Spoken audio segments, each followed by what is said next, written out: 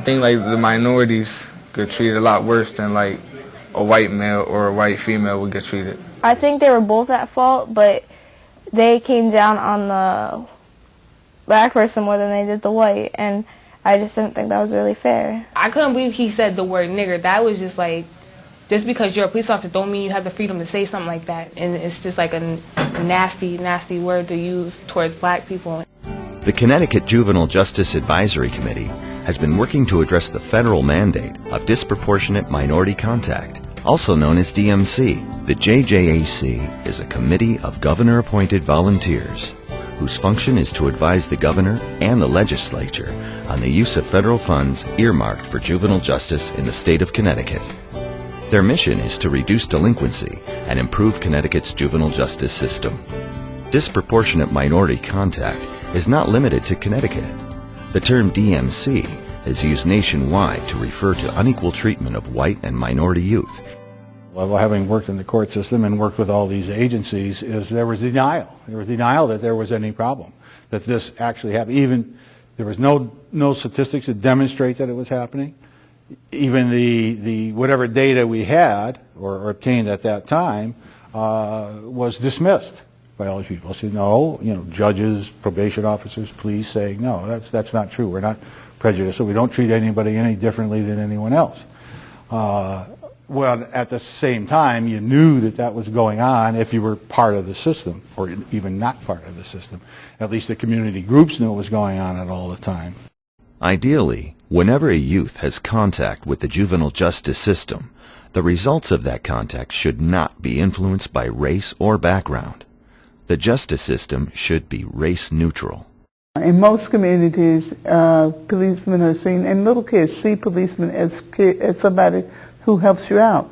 By the time kids get to be middle school age, they are very afraid of policemen or think that they have to do something to keep the police from reacting to them or seeing them or staying away from them. That's a whole 180-degree shift in a short 4 or 5 years. There appears to be, or there is, a disproportionate amount of minorities in placements, and getting to the root as to why that is important. The JJAC determined that a research study was needed to gather accurate data documenting the occurrence of DMC before deciding how to address it. It's important, I think, with these kind of studies to have an independent researcher, because we don't have a vested interest in the outcome. We don't work for any particular agency. We don't work for the state. Our goal is to just report the findings so that policymakers can make some decisions about the best direction to make changes. This study allows us to see where is that happening? Where is the breakdown? What do we need to change? What do we need to do differently?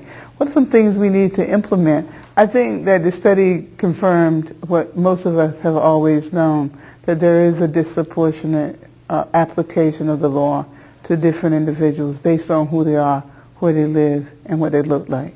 I think one of the major results, or the most observable result of the data when we started analyzing the data, was that where there was any kind of accountability, looking over the shoulder, prosecutors, probation officers, police, judges, had results.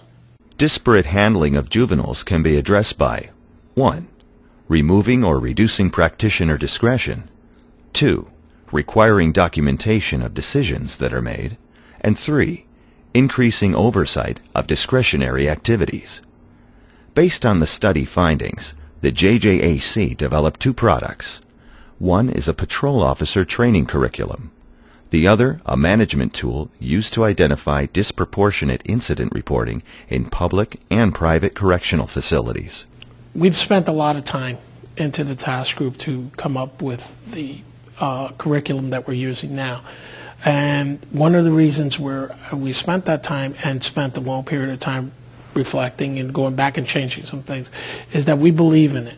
We believe that if the officers on the street are able to embrace this concept of dealing with children in a non-traditional police role, going onto corners and speaking to children as opposed to the old lock them and stuff them in the police car method, that it will lower the numbers of children that are being sent into the juvenile detention system.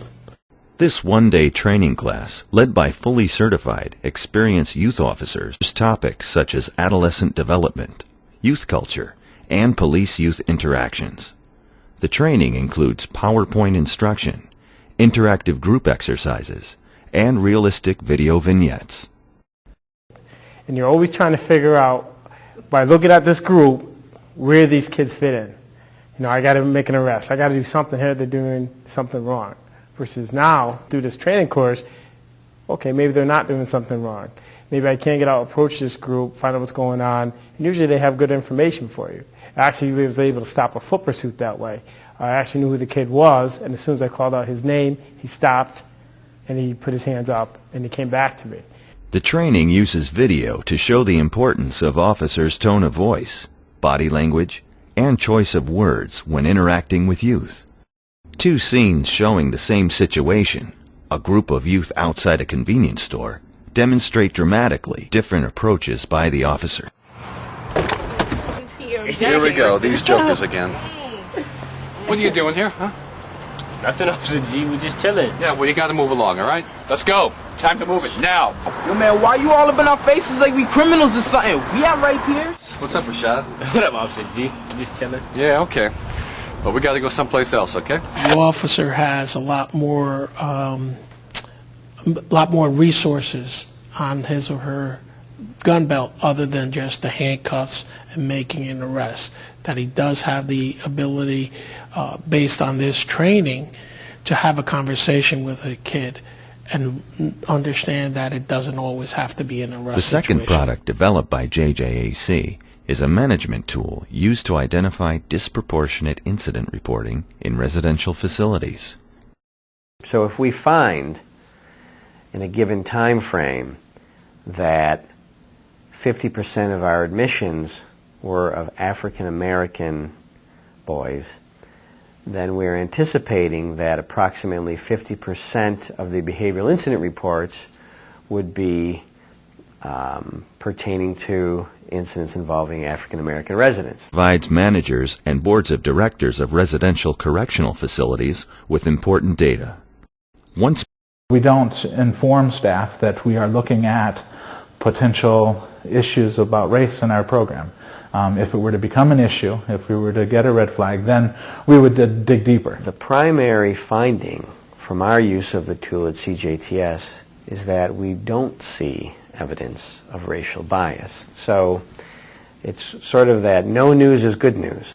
It is the hope of the Connecticut JJAC that the two products we have shown you in this video can be put to use in other jurisdictions across the state and the nation, so that together we can move toward more equitable treatment of all of our youth. We've got quite the generation of kids that just don't have anybody to follow, and that's what they're looking for. And we have to stand up and sometimes swallow your pride, and you don't have to be the guy out there with the big bad handcuffs and everything, and just listen and then do your job. You can still do your job, but you can do it a lot better. We all have discretion in our job. I mean, you know, sometimes you do have to make an arrest based on the situation, but you don't always have to make the arrest. You need to give each kid an individual chance. I think that's the most important thing for police officers on patrol today. I haven't seen a kid yet that we couldn't somewhat turn around.